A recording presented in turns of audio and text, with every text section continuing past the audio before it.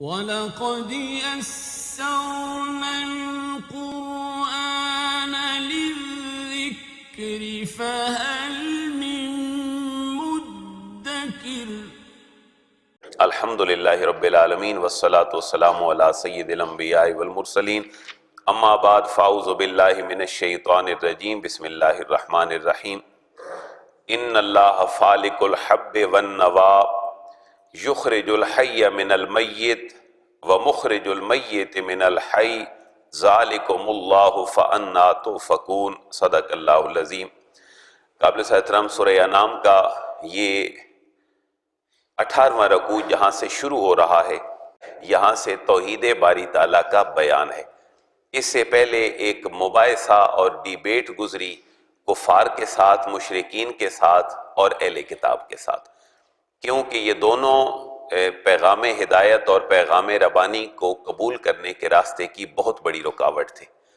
ایک اور بات ذہن میں رکھیے گا، مکی صورتوں میں کل بھی اس پہ تھوڑی سی گفتگو ہوئی تھی کہ اہل مکہ اور مشرکین کو اگر کہیں رہنمائی درکار ہوتی تھی تو وہ اہل کتاب کے پاس آتے تھے۔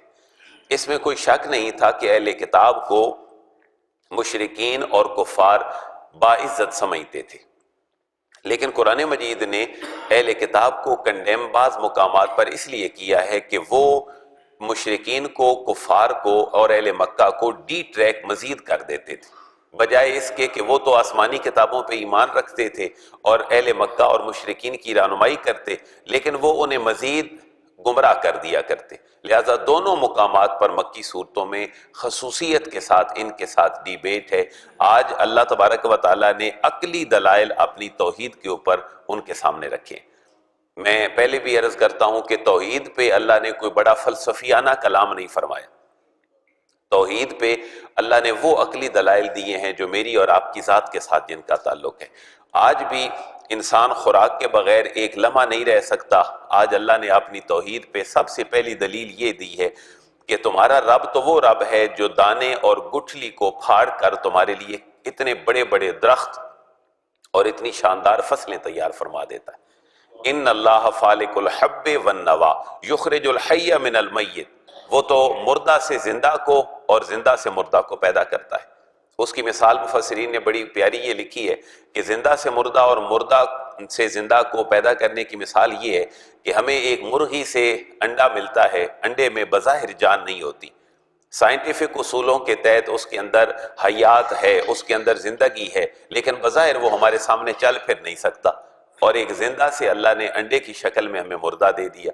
لیکن پھر وہ کتنی بڑی شان کا مالک ہے کہ اسی مردہ سے یعنی انڈا سے ہمیں ایک اور مرغی کی شکل میں جاندار چیز عطا فرما دی۔ لیکن پھر اس سے ایک اور بات بھی اللہ بیان فرمانا چاہتا ہے، وہ یہ ہے کہ زندہ سے مردہ اور مردہ سے زندہ یہ ہے کہ اے اہل مکہ، اے اہل کتاب، تمہارے بڑے تو زندہ تھے کہ وہ توحید باری پہ ایمان رکھتے تھے، رسولوں کے پیغام پہ ایمان رکھتے تھے، تو وہ تو زندہ تھے، لیکن اللہ کی یہ بھی قدرت ہے کہ ان زندوں سے اللہ نے تم مردوں کو جو توحید کا احساس نہیں کرتے پیدا فرما دیے۔ لہٰذا یہ دونوں سینس ہمارے سامنے ہیں، ایک تفسیری شکل میں ہے اور ایک تعویل کی شکل میں ہے۔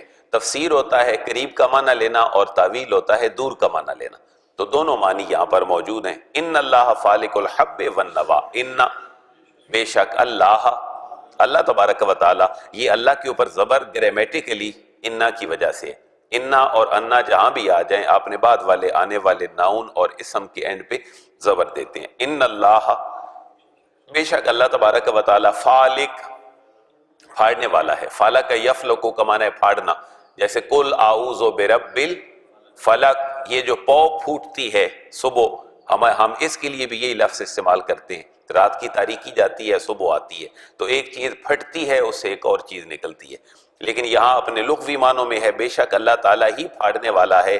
الحب والنوا، الحب دانے کو پھاڑنے والا ہے، والنوا اور گٹھلی کو پھاڑنے والا ہے۔ اب گٹھلی اور دانے میں فرق ہے، دانہ جیسے ہماری گندم اور مکئی ہے، اور گٹھلی ہے جیسے بڑے بڑے درخت بنتے ہیں، تو اللہ فرماتا ہے ان دونوں چیزوں کو پھاڑنے والا کون ہے؟ اللہ ہے۔ میں ہوں، میں مسبب الاسباب ہوں، بظاہر میں نے اس کے لیے سبب تمہارے لیے زمین رکھی ہے۔ یخرج الحی من المیت، یخرج نکالتا ہے، الحی زندہ کو، من المیت مردہ سے، اور وہ مخرج المیت، واو کا معنی اور مخرجن نکالنے والا ہے، المیت مردہ کو، من الحی زندہ سے۔ اس کی دونوں مثالیں ہیں کہ زندہ سے مردہ جیسے ہمارے سامنے ایک انڈے اور مرغی کی مثال ہے، اور زندہ سے مردہ ایک عالم سے جاہل بھی پیدا ہو سکتا ہے اور ایک جاہل سے عالم بھی پیدا ہو سکتا ہے۔ دونوں مثالیں اللہ کے سامنے ہیں۔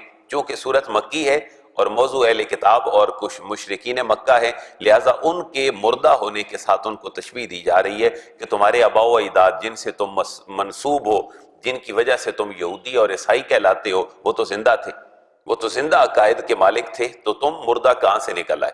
ذالکم اللہ فانا تؤفکون، ذالکم اللہ یہی ہے وہ اللہ، فانا فا کا معنی پس، انا کہاں سے، کدھر سے، تؤفکون تم بہہ کے چلے جا رہے ہو۔ اللہ تو تمہارا وہ ہے، تم کہاں بہہ کے چلے جا رہے ہو۔ فالق الاصباح وجعل اللیل سکنا والشمس والقمر حسبانا ذالک تقدیر العزیز العلیم۔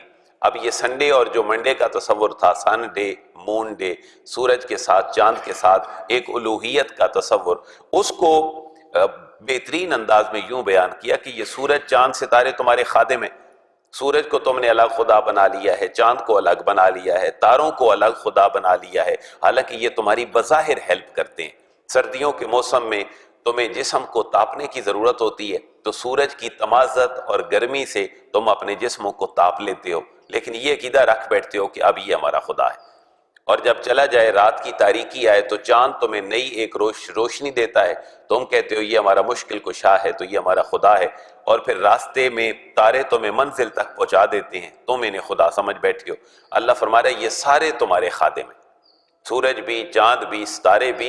یہ راہ ہدایت جو تمہیں دیتے ہیں وہ بظاہر ہے، لیکن جو اندر کی ہدایت ہے اللہ فرماتا ہے وہ میرے محبوب کے پیغام کے اندر تمہارے لیے چھپی ہے۔ فالق الاصباح، فالق پھاڑنے والا ہے، نکالنے والا ہے، الاصباح صبح کو تاریکی سے نکالنے والا ہے، تاریکی پھٹتی ہے اس کے اندر سے صبح نکل آتی ہے۔ وجعل اللیل سکنا، واو کا معنی اور جعل بنایا، اللیل رات کو، سکنا آرام کے لیے۔ یہ ہے وہ نظام فطرت جس میں اللہ نے رات سونے کے لیے بنائی ہے۔ اب اگر اس نظام فطرت کو کوئی وائلیٹ کرے گا تو وہ اپنی صحت پہ بھی اس کے مضر اثرات ہوں گے اور کامیابی بظاہر بھی اس کے لیے ممکن نہیں۔ تو جہاں جہاں دن کے معاملات رات سے لیے جاتے ہیں وہاں عموماً ترقی ممکن نہیں ہوتی۔ ہمارے ملک میں لوڈ شیڈنگ ایک بہت بڑی پرابلم ہے۔ اگر سارے کام سورج نکلنے سے شروع ہوں اور سارے کام سورج غروب ہونے سے وائنڈ اپ ہو جائیں تو کم از کم زیادہ نہیں تو 20% تو ہماری بجلی بچ سکتی ہے۔ راتوں کو کمکمے اور پورے مطلب بڑے بڑے شہروں میں روشنیاں، یہ ساری بجلی کی کھپت کی ایک شکل ہے، لیکن اللہ نے نظام بیان فرما دیا کہ رات کس کے لیے ہے؟ آرام کے لیے۔ رات کا آرام انسان کے لیے فطرتی اور نیچرل نظام ہے۔ والشمس اور سورج کو بنایا، والقمر اور چاند کو بنایا، حسبانا تمہارے حساب کتاب کے لیے کہ رات گزرتی ہے دن آتا ہے، ایک دن تمہارے 24 گھنٹے گزر گئے، ایک دن ہو گیا، اور ایک ایک گھڑی میں تمہارا ایک ایک سیکنڈ گزرتا ہے، پھر منٹ ہوتے ہیں، پھر گھنٹے ہوتے ہیں، پھر دن، پھر رات، پھر ایک دن مکمل، پھر اس کے بعد ایک پورا ہفتہ، ہفتے کے بعد 4 ہفتے، پھر مہینہ، پھر اس کے بعد سال، پھر تم گنتیاں گنتے ہو۔ تو والقمر حسبانا، یہ سورج چاند کس کے لیے؟ حساب کتاب کے لیے، تاکہ تم گنو کہ تم نے کیا کچھ کیا اور کیا کچھ تم نے آگے کرنا ہے۔ ذالک تقدیر العزیز العلیم۔ اب یہ پورا نظام اللہ کی توحید پہ دلیل ہے۔ کبھی ایک دانہ زمین میں بوئیں گندم کا اور بندہ امید کرے کہ اس کے اوپر سے آم اگیں گے تو ایسا پاسبل نہیں۔ کبھی ایسا نہیں ہوتا کہ سورج نکل رہا ہو اور اس کی جگہ پر بھولے سے چاند نکل آیا ہو، یا رات کو چاند نے نکلنا ہو، کہیں بھولے سے سورج نکل آیا ہو اور 15 منٹ بعد پتہ چلا ہو نہیں یہاں سے تو چاند نکلنا تھا۔ تو پیارا جملہ ذالک تقدیر العزیز العلیم، ذالک یہ پورا نظام حیات، یہ اندازہ، یہ مقرر کیا ہوا سسٹم کس کا ہے؟ العزیز العلیم، العزیز جو غالب ہے اور الحکیم بڑی حکمت والا ہے، جو عزیز بھی ہے اور حکمت والا بھی ہے اور علم والا بھی ہے۔ اب یہ سارا مقرر کیا ہوا نظام تو اس کا ہے، لہذا تمہارا خدا وہ ہے جس کے اندر یہ ساری کوالٹیز پائی جاتی ہیں۔ تمہارے دانے، تمہاری گٹھلی، ان دونوں کے ساتھ اگر سائنسی نظام کو دیکھیں تو دانا اور گٹھلی بظاہر کبھی پنپ نہیں سکتے جب تک کہ سورج کی تمازت اور چاند کی جو نورانیت ہے وہ ان کے اوپر نہ پڑے۔ آج سائنس بھی یہ کہتی ہے کہ سورج نہ ہوتا تو پھل اور پودے اگ نہ سکتے، لیکن اگر چاند نہ ہوتا تو ان کے اندر ذائقے کھٹے میٹھے اور پھیکے ہونے کی کیفیت پیدا نہیں ہو سکتی۔ تو دونوں صورتیں بیان کی ہیں کہ چیزیں بھی پیدا کرتی ہیں، ان کے اندر تمہارے لیے ٹیسٹ بھی رکھتی ہے، اور مختلف قسم کے ان کے اندر اثرات رکھتی ہیں جو تمہاری باڈی کے لیے نہایت ہی اہم ہے۔ تو ذالک تقدیر العزیز العلیم، یہ اندازہ ہے مقرر کیا ہوا، تقدیر کا معنی ہے اندازہ ہے مقرر کیا ہوا، العزیز سب سے زبردست کا، اور العلیم سب سے زیادہ جاننے والا۔ ایک بزرگوں کی ایک آیت ہے، شاید مولانا روم نے لکھی ہے، کہ ایک بندہ صرف جنت کے دروازے پہ اس لیے روک لیا جائے گا کہ اس نے اللہ کو ایک جملہ کہا تھا دنیا میں، اور وہ دنیا کا جملہ کیا تھا کہ بارش نہیں ہوئی بہت عرصہ اور قحط پڑ گیا، لیکن جب بارش ہوئی تو اس بندے نے اللہ کا شکر ادا کیا اور کہا اللہ تو کتنا غفور و رحیم ہے، تو نے کتنے وقت پہ بارش عطا فرمائی۔ لیکن اس بندے کو جنت کے دروازے پہ روک لیا جائے گا اور یہ کہے گا اللہ میں نے تو تیرا شکر ادا کیا تھا زندگی کے ہر معاملے میں، جنت میں نہ جانے کی وجہ کیا ہے؟ تو مولانا روم لکھتے ہیں کہ اس کو جواب یہ دیا جائے گا کہ تم نے کہا تھا اللہ تو نے کتنے وقت پہ بارش دی ہے، اللہ فرمائے گا میری کوئی ایک بے وقتی بارش دکھا دو اور تم جنت میں چلے جاؤ۔ یعنی تم نے کہا تھا کہ اللہ تو نے بڑے وقت پہ بارش دی ہے، میری کوئی ایک بارش تم بے وقتی دکھا دو اور تم جنت میں جا سکتے۔ تو اللہ کا پورا نظام جو ہے وہ بڑا مقرر کیا ہوا ہے، اور جہاں جہاں جس چیز کی ضرورت ہے اللہ اپنے بندے کو عطا فرما دیتا ہے۔ آپ سموگ کی کیفیت دیکھیں، کیسی کیفیت ہو گئی تھی۔ ایک چھوٹی سی بوندا باندی پہلے دن اس نے درختوں کے پتے صاف کر دیے، دوسرے دن پھر اسپیشل قسم کی اللہ نے وہ ایک چھانٹا بھیجا، اس نے کیسی تر و تازگی رکھ دی اور ہمارا موسم کھل گیا، ہمارا نظام حیات بظاہر اس سے رک گیا تھا۔ تو اللہ فرما رہے ذالک تقدیر العزیز العلیم، یہ بڑا غالب اور بڑے علم والے کی یہ پورا نظام کی کار جہاں بانی ہے جو اس نے ترتیب دے دیا ہوا ہے۔ اب لوگ کچھ امیر کچھ غریب، کچھ خوبصورت کچھ بدصورت، کچھ ماہرین فن کچھ نکمے، کچھ فقیر کچھ امیر، یہ سارا نظام کس کا ہے؟ اللہ تبارک و تعالیٰ کا۔ کسی نبی کے بارے میں یہ ایک آیت بھی ہے، قرآن و سنت سے ثابت نہیں ہے، لیکن وہ اللہ کی بارگاہ میں عرض کرتے ہیں اللہ یہ اتنے غریب تو نے پیدا کر دی ہیں تو ان کا کیا بنے گا؟ اللہ نے دعا قبول کی، سب کو ایک جیسا بنا دیا۔ جب ان کو ضرورت پیش آئی آپ نے کسی کام کی تعمیر کی اور کاموں کی، وہ جس کے پاس جائیں تو وہ کہتے ہیں مجھے ضرورت ہی نہیں ہے کام کرنے کی، بھئی آپ جانو اور آپ کا کام جانے۔ تو وہ اللہ کی بارگاہ میں عرض کرتے ہیں اللہ تیرا نظام حیات نہایت ہی کمال ہے، اگر محتاج نہ ہوتے تو ضروریات کیسے پوری ہوتی؟ اب محتاج اپنا کام کر رہا ہے، جو سٹینڈ کر چکا ہے وہ اپنا کام کر رہا ہے، اگر سارے ہی باس ہوتے تو پھر سرونٹ کون ہوتا؟ لہٰذا نظام حیات رب نے کمال بنا دی ہے۔ کسی کے اندر کوالٹیز جو ہیں وہ ڈائریکٹر والی رکھ دی ہیں، کسی کے اندر ایک چھوٹے سے ورکر والی رکھ دی ہیں، اگر یہ لوگ بھی نہ ہوتے تو کچھ نہ ہوتا۔ تو نظام قدرت ہے جو اللہ نے بنا دیا ہے، جس کو جہاں رکھا ہے اس نے کمال رکھا ہے، اور ذالک تقدیر العزیز العلیم اس کا یہ منہ بولتا ثبوت ہے۔ وَهُوَ الَّذِي جَعَلَ لَكُمُ النُّجُومَ لِتَهْتَدُوا بِهَا فِي ظُلُمَاتِ الْبَرِّ وَالْبَحْرِ قَدْ فَصَّلْنَا الْآيَاتِ لِقَوْمٍ يَعْلَمُونَ۔ یہ بھی توحید باری کے اوپر وہی سیکوینس کے ساتھ دلائل ہے، واو اور ہوا، وہ اللہ وہ ہے الذی جس نے جعل بنایا لکم تمہارے لیے النجوم ستاروں کو، نجم کی جمع نجوم، ستاروں کو تمہارے لیے بنایا، کیوں؟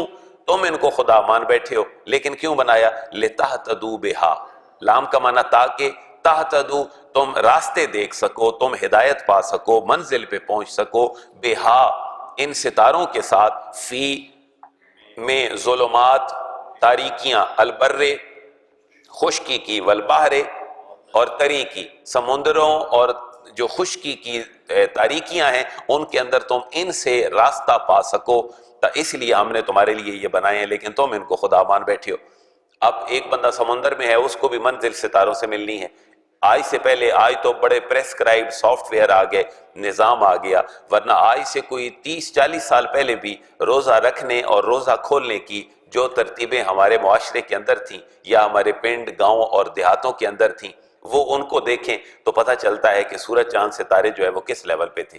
گھڑیاں کوئی نہیں ہوتی تھی، نماز لوگ سورج کے سایہ ڈھلنے پہ زور شروع ہو جاتی ہے، کتنا ڈھلے تو پھر اثر ہے، پھر مغرب کیسے ہے، عشاء کیسے ہے، وہ کتنے تارے نظر آئیں تو انسان سحری کر سکتا ہے۔ یہ سارے وہ نظام ہیں جن کو اللہ نے فرمایا یہ خشکی اور سمندر کے اندھیروں میں تمہارا راستہ دکھانے کے لیے، قد فصلنا الآیات لقوم یعلمون، قد تاکہ فصلنا ہم نے واضح کر دیا ہے، جیسے فصل ہوتی ہے الگ کرنا، فاصلہ، یعنی ایک چیز الگ، ایک دیوار آ گئی کسی حال میں، اس نے اب فاصلہ کر دیا، آدھا حال ادھر آدھا ادھر، کیوں؟ اس نے پریسکرائبڈ چیزیں کر دیں کہ یہ ڈیفائن ہو گیا اور ڈسٹریبیوٹ ہو گیا۔ قد فصلنا ہم نے کھول کر واضح طور پر بیان کر دی ہیں، الآیات اپنی نشانیاں، لقوم اس قوم کے لیے، یعلمون جو علم رکھتی ہے۔ یہاں سے اگر برڈ آئی ویو کریں تو کتنے علوم قرآنک سائنسز ہیں، chemistry, physics, bio, botany, astronomy, علم فلکیات، یہ تمام علوم قرآنک علوم ہیں۔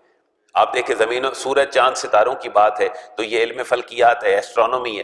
آپ زمین سے چیزیں اگتی ہیں، دانے، گٹھلیاں، یہ آپ کی باٹنی ہے۔ تو یہ سارے علوم اللہ تبارک و تعالیٰ کی توحید کے اوپر دلائل ہیں، لیکن کمی کیا ہے؟ مسلمان اپنے مطلب کی چیزیں ان سے نکالنے سے آج وہ پیچھے ہیں۔ آج ہونا یہ چاہیے دور عروج میں کہ ہمارے باٹنی کے طالب علم کے لیے اسلامیات کا نصاب الگ ہونا چاہیے یا نہیں؟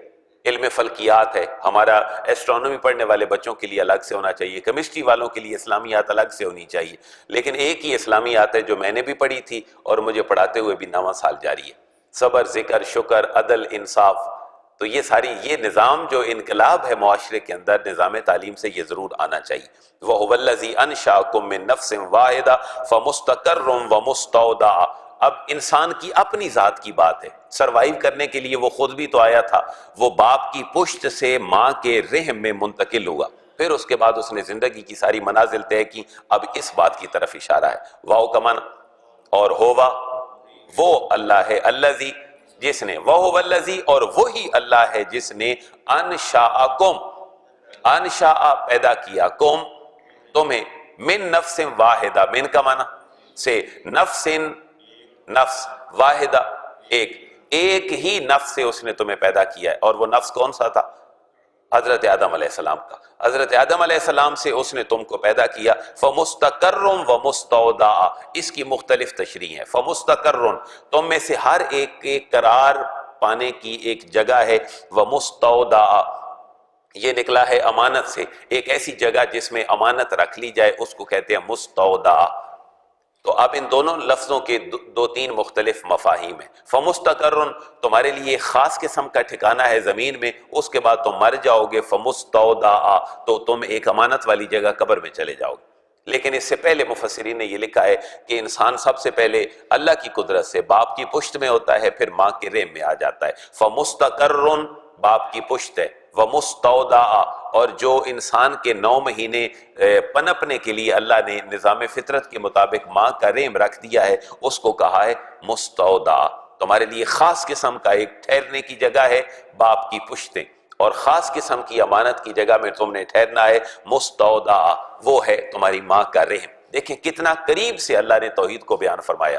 ایک ماں کے رحم میں انسان 9 مہینے رہتا ہے، اور حدیث مبارکہ کے الفاظ یہ ہیں کہ 120 دنوں کے بعد اس کے اندر روح پھونک دی جاتی ہے، یعنی 40 دن میں وہ نطفہ رہتا ہے، 40 دن میں وہ ایک خون کے لوتھڑے کی شکل اختیار کر لیتا ہے، 40 دن کے بعد پھر مزید اس کے اندر یہ 40 40 اور 40 120 دن ہے۔ اس لیے علماء نے کہا ہے 120 دن سے پہلے اگر کوئی بیماری کی وجہ سے ہو، پیشہ ورانہ معاملہ نہ ہو، تو جو ہم ایبارشن کا تصور ہے وہ 120 دن سے پہلے پاسبل ہے، کیونکہ اس کے اندر ابھی جان نہیں ہوتی۔ 120 دن کے بعد اس کے اندر روح پھونکی جاتی ہے اور اس کی تقدیر لکھی جاتی ہے۔ لہٰذا اگر کوئی پیشہ ور عورت نہیں ہے، میڈیکل سائنسز کی بنیاد پر کسی لیڈی ڈاکٹر اور ڈاکٹر نے کہا ہے کہ اس عورت کی جان کو خطرہ ہے، یا جو پہلا بچہ ہے جو فیڈ کر رہا ہے اگر اس نے ماں کا دودھ نہ پیا تو اس کی جان کو خطرہ ہے، اب ایبارشن اور بچہ ضائع کروانا 120 دن سے پہلے ٹھیک ہے۔ اس کی وجہ کیا ہے کہ 120 دن حدیث مبارکہ کے اندر موجود ہیں۔ لیکن آپ دیکھیں 9 مہینوں کے دن کتنے بنتے ہیں؟ 9 مہینے، 9 کو 30 سے ضرب دے دے، 270۔ 270 دنوں میں 120 دن اگر الگ کر لیں تو آپ کہیں کتنے روشنیاں تھیں جو وہاں ماں کے پیٹ میں اللہ نے ہمیں فراہم کی۔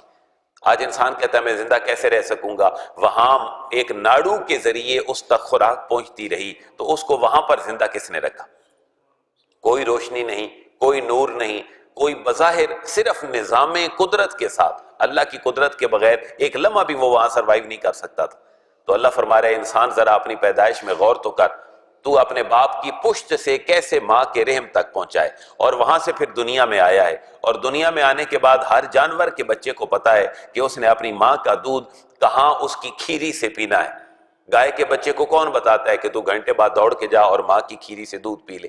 بکری کا بچہ، ایک گدھے اور گدھی کا بچہ اتنا ایکٹیو اپنے پیدا ہونے کے بعد کہ پکڑا ہی نہیں دیتا شیر تک کو بھی، اس کو کس نے یہ سکھایا؟ لیکن حضرت انسان کو اللہ فرما رہے انسان تیرے اندر یہ صلاحیت بھی نہیں ہے کہ تو 1 سال کے بعد بھی اچھے اور برے کی پہچان کر سکے۔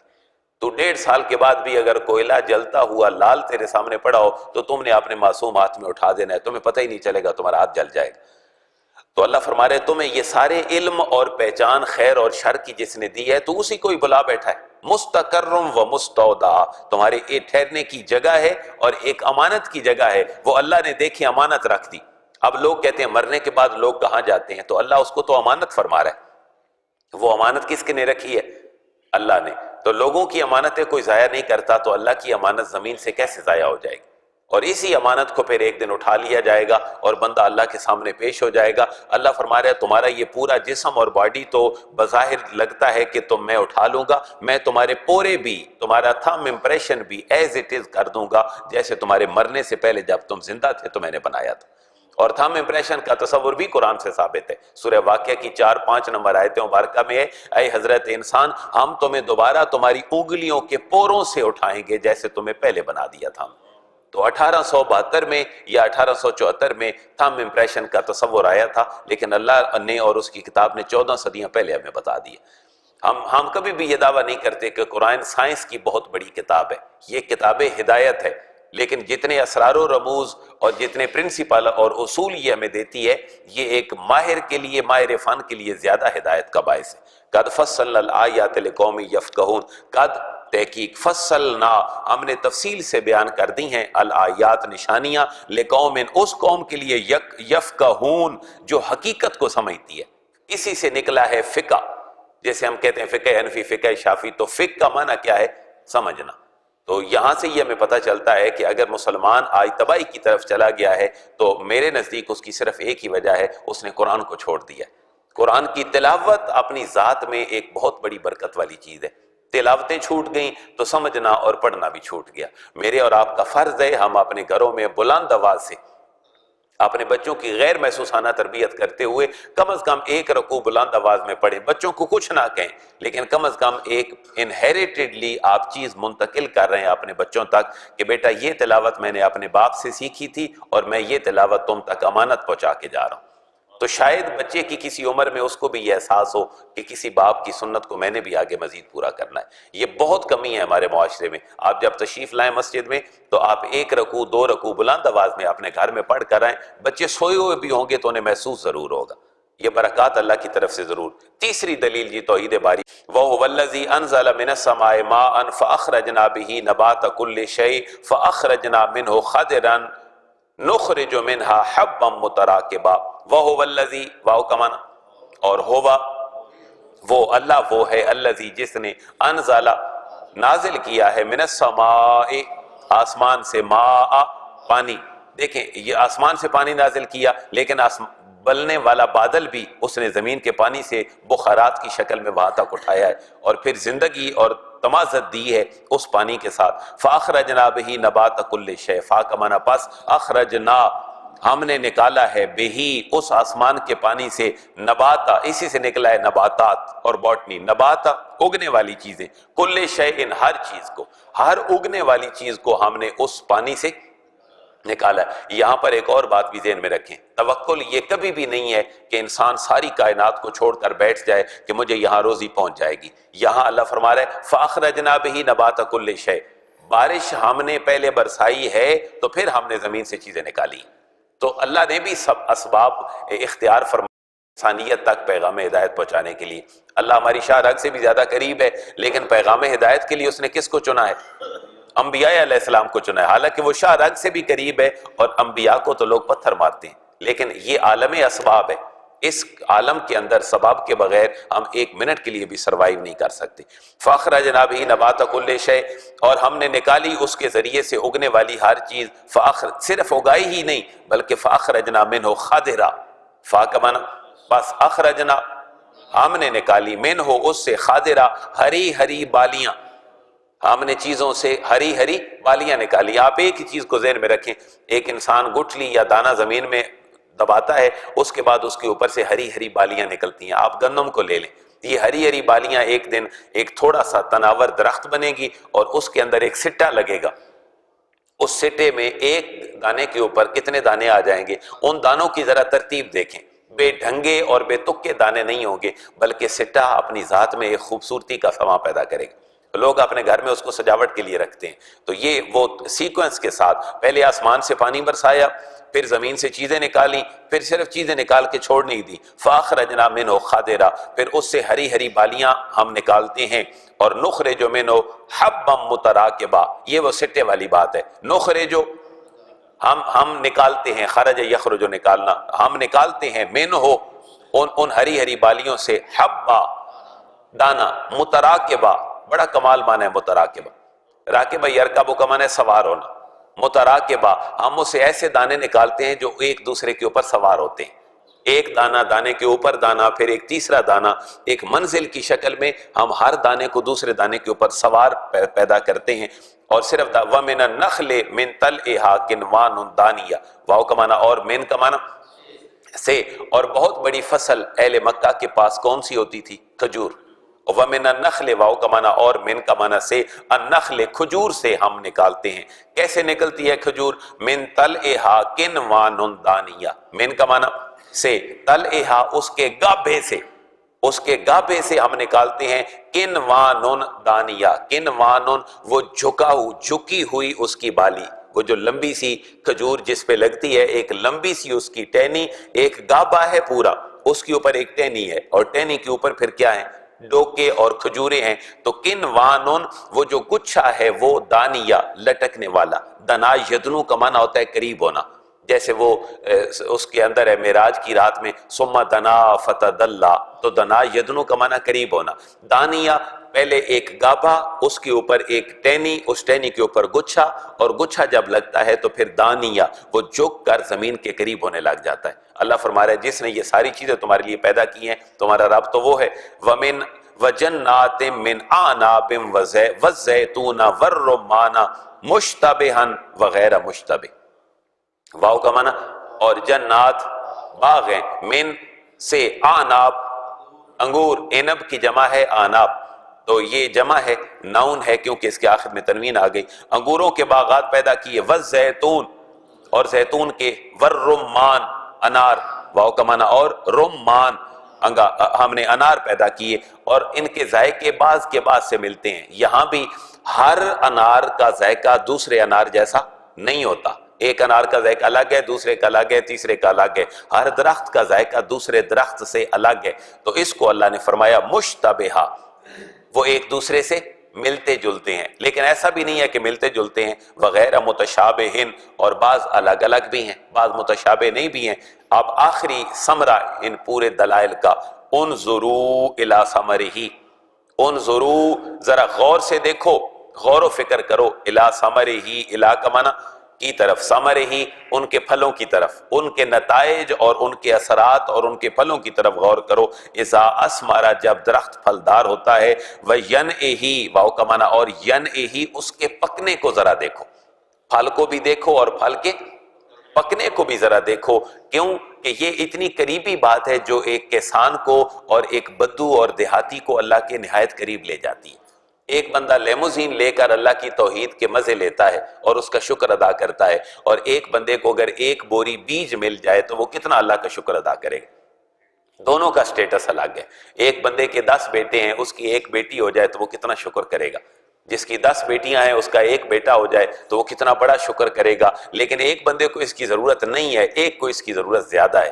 تو اللہ نے وہ بات کی ہے جو انسان کے نہایت قریب ہے۔ انظروا الی ثمرہ، کسان کی ساری تھکاوٹوں کا حل اس کے پھل دار باغ کے اندر ہے، جب ان کو لہلہاتا دیکھتا ہے تو اس کی ساری تھکاوٹ دور ہو جاتی ہے۔ اور اس کے پھل پودے اور پھول جب منڈی میں بکتے ہیں اچھے بھاؤ میں تو اس کی ساری تھکاوٹیں دور ہو جاتی ہیں، پوری سال کی گھر کی مینجمنٹ اور پلاننگ اس کے سامنے ہوتی ہے۔ میں نے اس سے بچوں کی فیس بھی دینی ہے، میں نے اس سے اپنی بچی کا جہیز بھی خریدنا ہے، میں نے اس سے اپنے رشتہ داروں کی خوشی غمی میں شریک ہونا ہے، اور فلاں بندے کا میں نے ادھار دینا ہے، اب میری فصل پک گئی ہے، میں اس کا ادھار بھی واپس لوٹا دوں گا۔ تو انظروا الی ثمرہ، ہر درخت کے پھل کی طرف دیکھو، اذا اثمر، جب وہ پھلدار بھی ہوا، وینعہ، اور جب وہ پک بھی گیا، ذرا اس کو دیکھو۔ آخری آیت، آخری ٹکڑا، ان فی ذالکم لآیات لقوم یؤمنون، ان کا معنی بے شک، فی ذالکم، اس پورے کے پورے پروسیس میں، لآیات، نشانیاں ہیں، لقوم، اس قوم کے لیے، یؤمنون، جو ایمان والے۔ تو ایمان والوں کے لیے اللہ نے یہ نشانیاں پیدا کی ہیں۔ اب اس کے بعد اب شکوہ ہے اللہ کا، وہ شکوہ کیا ہے؟ وَجَعَلُوا لِلَّهِ شُرَكَاءَ، میں نے تمہیں اتنا کچھ دیا ہے لیکن وَجَعَلُوا، بنا دیا ہے انہوں نے، للہ، اللہ کے لیے، شرکاء، شریک، اتنا کچھ تمہیں دیا ہے پھر بھی تم نے میرے شریک بنا لیے ہیں۔ تو انشاءاللہ نیکسٹ ہمارا سیشن اس سے شروع ہوگا۔ اللہ تبارک و تعالی ہمیں توحید باری کے جتنے ثمرات ہیں، جتنی چاشنیاں ہیں، وہ اپنے اندر سمیٹنے کی توفیق نصیب فرمائے۔ وما علیہ الا البلاغ۔